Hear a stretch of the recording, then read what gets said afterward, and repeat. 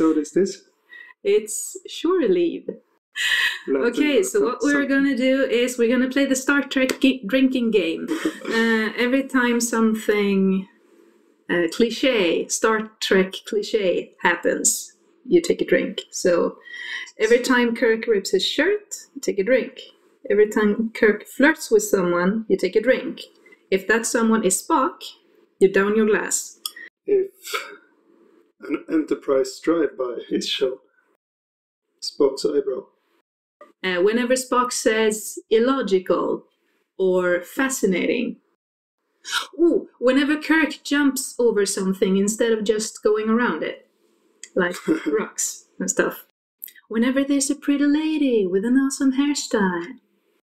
Whenever Kirk is stopping to look at flowers.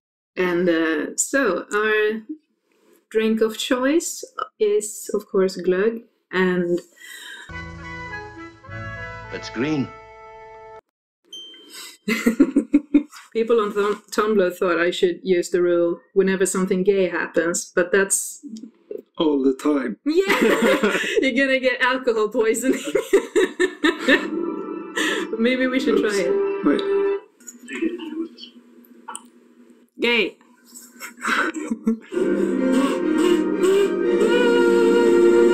Okay, Enterprise drew by like 3 times, so drink 3 times. Once more. Oh shit, 4.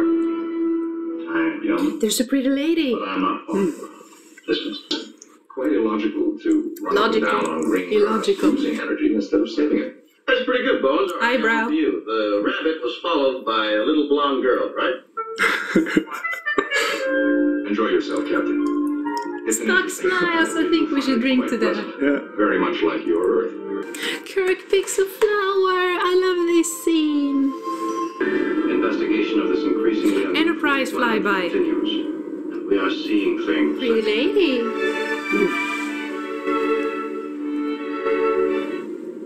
Enterprise flyby.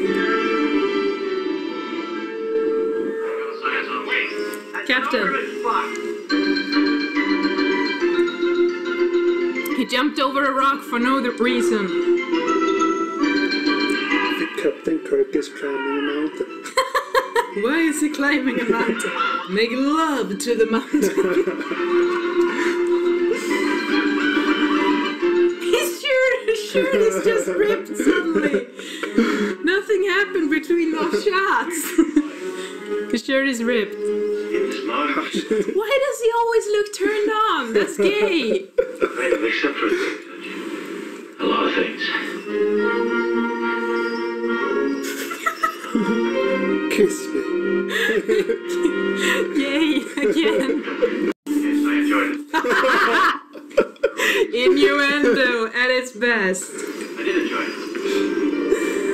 Okay, Oh, that was gay. That was unnecessary touch. Caretaker. Caretaker is the title.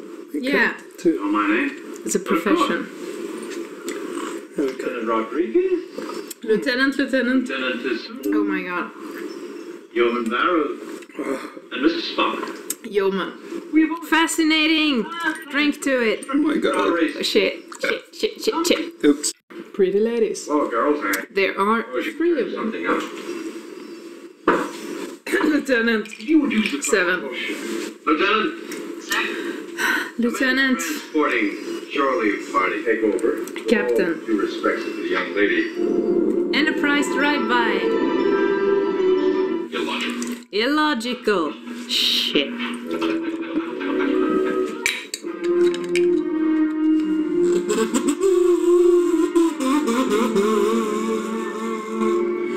Alright. And I'm drunk.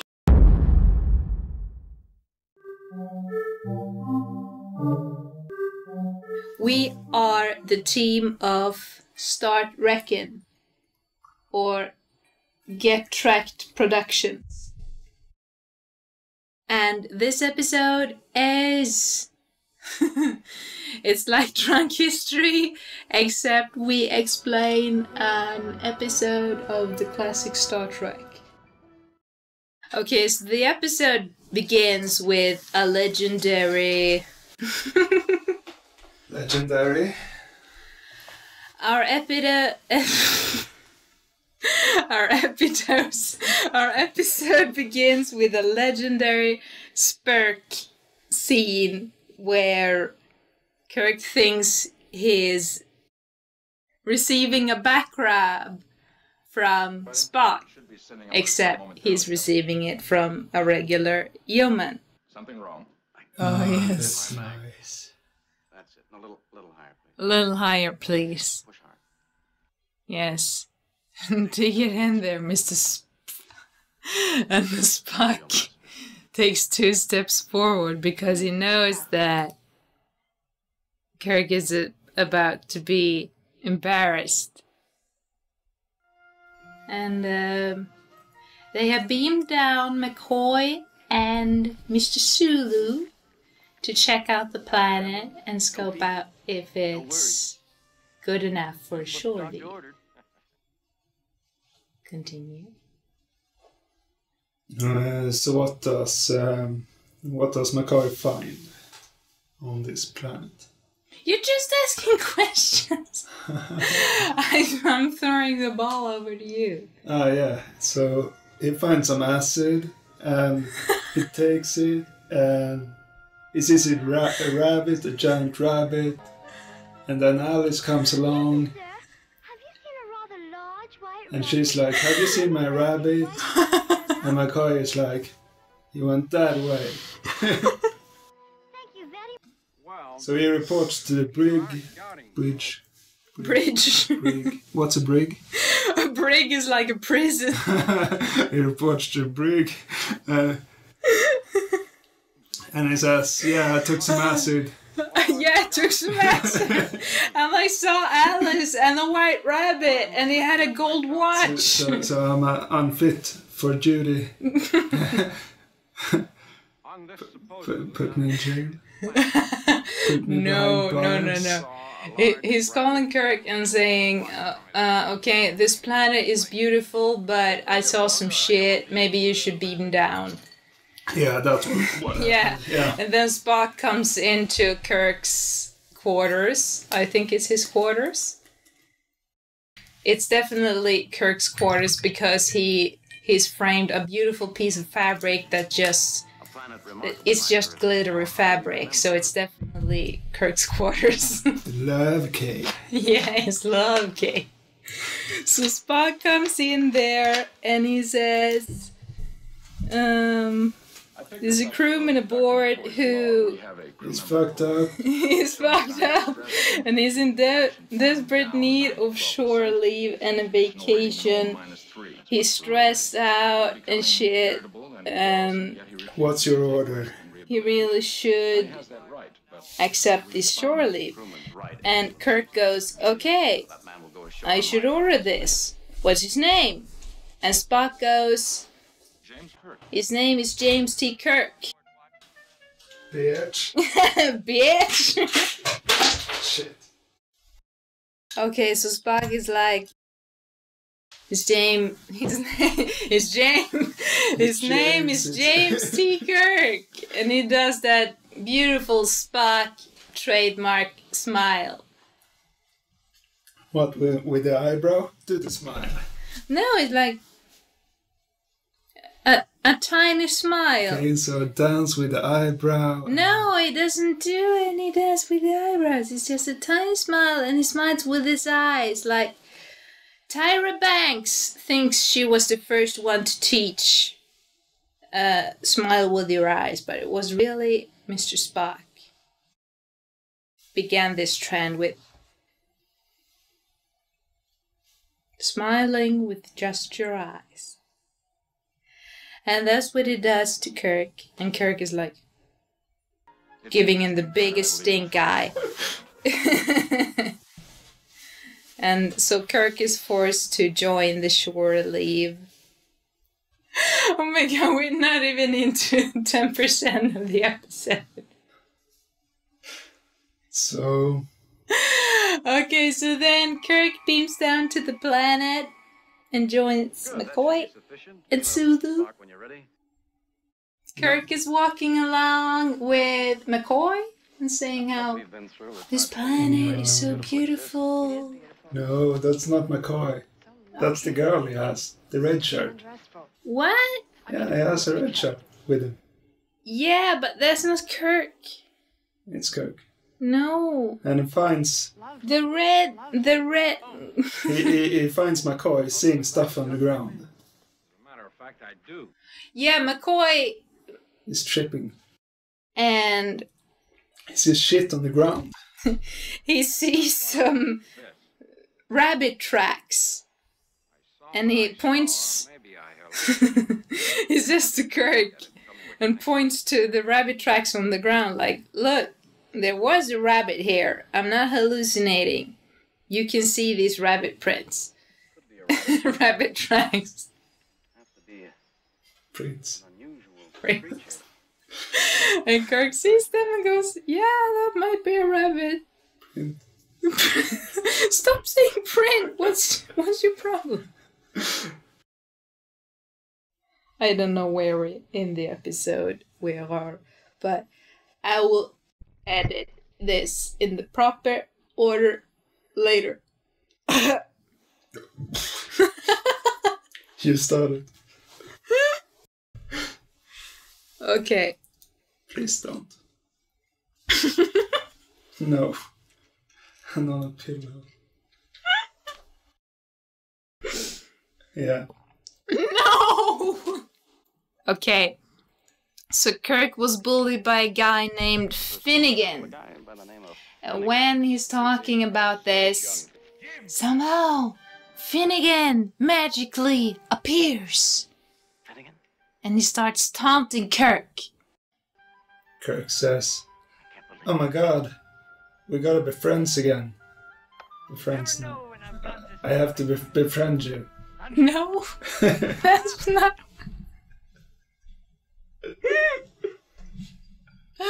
Let's be friends. No, they get into a fight. Or rather, it looks like they're beginning to... Hug it out. hug it out. They're starting this loving embrace. Yeah. There's a tiger at some point because a dude in a blue shirt somehow brings forth a tiger with his imagination, and he's real scared together with a girl in a yellow, in a gold dress. So what did you do? He calls McCoy? No. You... Yes. He calls McCoy. McCoy is busy with a pretty lady in a red dress. She is walking along with McCoy arm in arm, and they find a very pretty dress for her to wear. A medieval, really pretty dress. And then Mendez, or whatever his name is, he calls McCoy and says, shit, dude, it's a tiger here. What are we gonna do? Yeah, they ran. They ran? And he smashed the girl into the tree. No, that was when the plane showed up. Oh, right. The attack plane. Yeah. Samurai shows up. A samurai shows up and attacks Mr. Sulu. No! At some point, Kirk goes chasing Sulu. Because someone tells him to. Sulu goes that way. And Kirk goes jogging that way. And he's calling Mr. Sulu, Mr. Sulu! And then he finds a bush of beautiful flowers called zinnias. I know they're called zinnias because the first flower to grow in space was a zinnia. They are called a zinnia for some reason. Is that it? No. It's just a beautiful flower, yellow flower. And NASA specifically chose that flower to try to grow in space because it was in Star Trek. Because NASA inspired Star Trek and Star Trek inspired NASA. That's beautiful. So anyway, Kirk goes running and jogging and calling, Mr. Solo, Mr. Solo! And then he gets distracted by a bush of zinnias and picks up a flower and the music goes and he's like smiling at the flower, and I think he's like thinking of his ex because one of his exes appears and she's called Ruth, and he's Ruth, like the ruthless. Ruth the ruthless. There's an antenna, and I wish I when I grow up I want to be the antenna guy who works the antenna. Okay, so there's an antenna. So, the birds. The birds? Yeah, what was that? With the birds. The birds show up. Kirk said there was danger or something, and then there were geese flying, or geese, I don't know. English is not my native language. Calling Mr. Spock, saying this planet might be dangerous. And he's like looking up at the sky and there's just birds flying, and you're like, okay, so the danger is birds? So Spock beams after that? And Spock is like, holy shit, my husband is in danger, and he beams down and he's like glittering for 5 minutes because this planet is somehow draining all the energy of the Enterprise. I'm seeing you double, I'm not even kidding. Again. Sulu finds a gun underneath a rock and he's shooting up. No. Okay. Tell me about what happens when Kirk says he was bullied. And there was this guy who bullied him named Finnegan.